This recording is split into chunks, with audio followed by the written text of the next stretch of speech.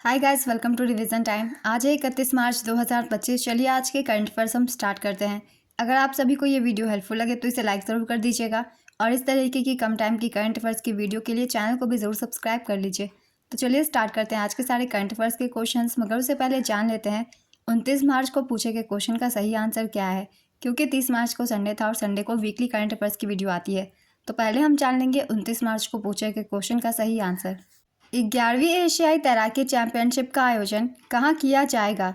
Option A Gujarat, option B Bihar, option C Delhi, option D Ahmedabad. इसका सही answer है ऑप्शन डी अहमदाबाद। चलिए अब आज के करंट अफेयर्स हम स्टार्ट करते हैं। क्वेश्चन नंबर 1, हाल ही में असम राइफल्स का स्थापना दिवस कब मनाया गया? इसका आंसर है 24 मार्च। 24 मार्च 2025 को असम राइफल्स का 190वां स्थापना दिवस मनाया गया। असम राइफल्स की स्थापना 1835 में ब्रिटिश राज के दौरान कछार लेवी के रूप में हुई थी। वर्तमान में असम राइफल्स पूर्वोत्तर भारत में कानून व्यवस्था बनाए रखने और इंडो म्यांमार सीमा की रक्षा करने का कार्य करता है।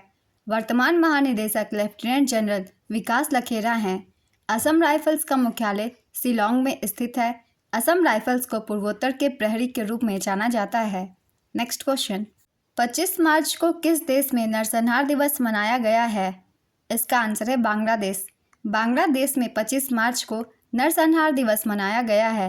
बांग्लादेश में 25 मार्च 1971 को पूर्वी पाकिस्तान में लाखों बांग्लादेशियों की नृशंस हत्या की गई थी।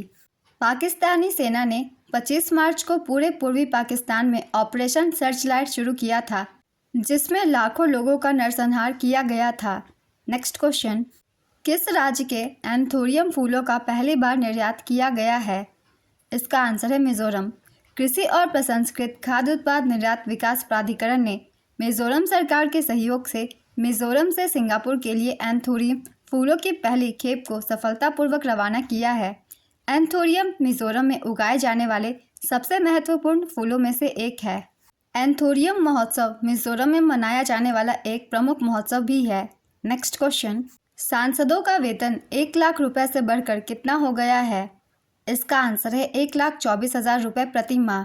केंद्र सरकार ने सांसदों के वेतन और भत्तों में बढ़ोतरी की है। सांसदों का वेतन 1 लाख रुपए से बढ़ाकर 1,24,000 रुपये प्रति माह किया गया है। इसमें दैनिक भत्ता 2,000 रुपये से बढ़ाकर 2,500 रुपये कर दिया गया है। इसको लेकर अधिसूचना भी जारी कर दी गई है।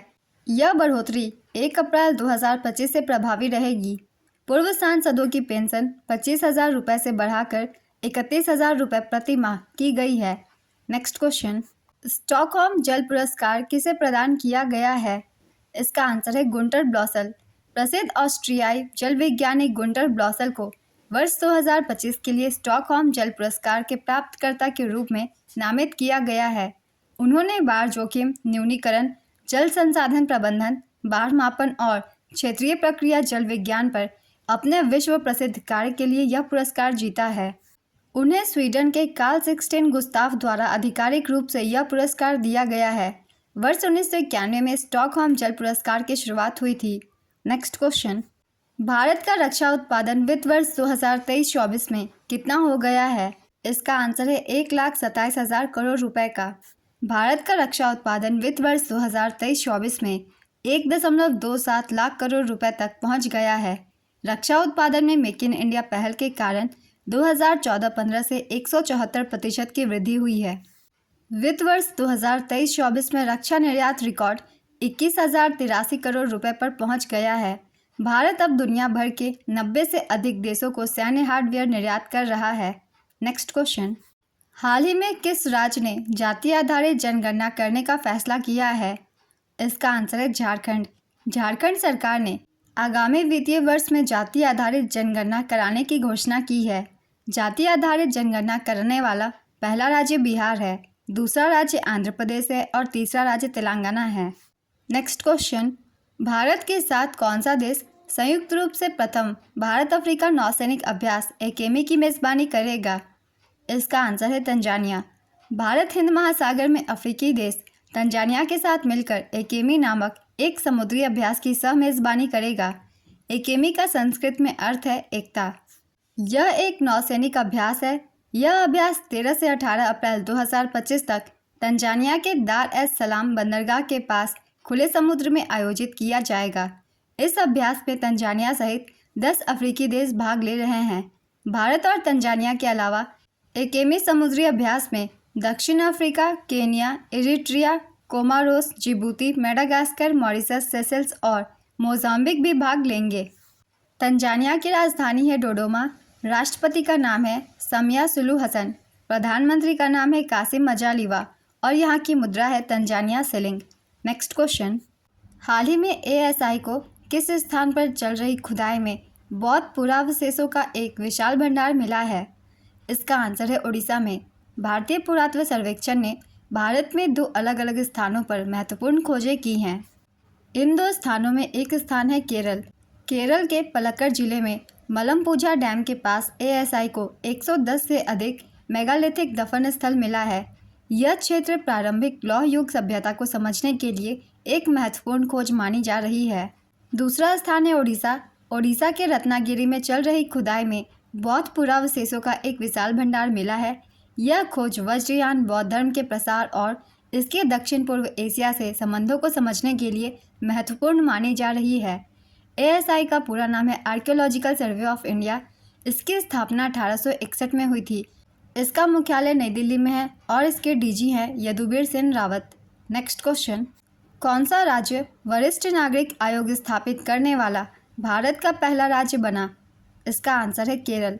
केरल वरिष्ठ नागरिक आयोग स्थापित करने वाला पहला राज्य बन गया है। पारित विधेयक केरल राज्य वरिष्ठ नागरिक आयोग विधेयक 2025 है। यह एक वैधानिक निकाय है जिसका उद्देश्य बुजुर्ग नागरिकों के अधिकारों और कल्याण की रक्षा करना तथा नीति निर्माण में सलाहकार की भूमिका निभाना है। भारत में अपनी तरह का पहला आयोग जो विशेष रूप से वरिष्ठ नागरिकों के कल्याण पर केंद्रित है। नेक्स्ट क्वेश्चन, दिल्ली के मुख्यमंत्री रेखा गुप्ता ने वर्ष 2025-26 के लिए कितने रुपए का बजट पेश किया है? इसका आंसर है 1 लाख करोड़ रुपए का। दिल्ली के मुख्यमंत्री रेखा गुप्ता ने 2025-26 के लिए 1 लाख करोड़ रुपए का बजट पेश किया है। यह बजट पिछले बजट से 31.5% अधिक है। सरकार ने महिला समृद्धि योजना के लिए 5,100 करोड़ रुपए, आयुष्मान भारत के लिए 2,144 करोड़ रुपए और दिल्ली एनसीआर में कनेक्टिविटी सुधारने के लिए 1,000 करोड़ रुपए आवंटित किए हैं। यमुना की सफाई के लिए 500 करोड़ रुपए आवंटित किए गए हैं ताकि 40 सीवेज उपचार संयंत्रों के विकेंद्रीकरण के माध्यम से यह सुनिश्चित किया जा सके कि केवल उपचारित जल नदी में प्रवेश करे। दिल्ली की मुख्यमंत्री रेखा गुप्ता ही वित्त मंत्रालय का भी प्रभार संभालती हैं। नेक्स्ट क्वेश्चन, मार्च 2025 में global system for mobile communication association का अध्यक्ष किसको चुना गया है? इसका आंसर है गोपाल विट्ठल।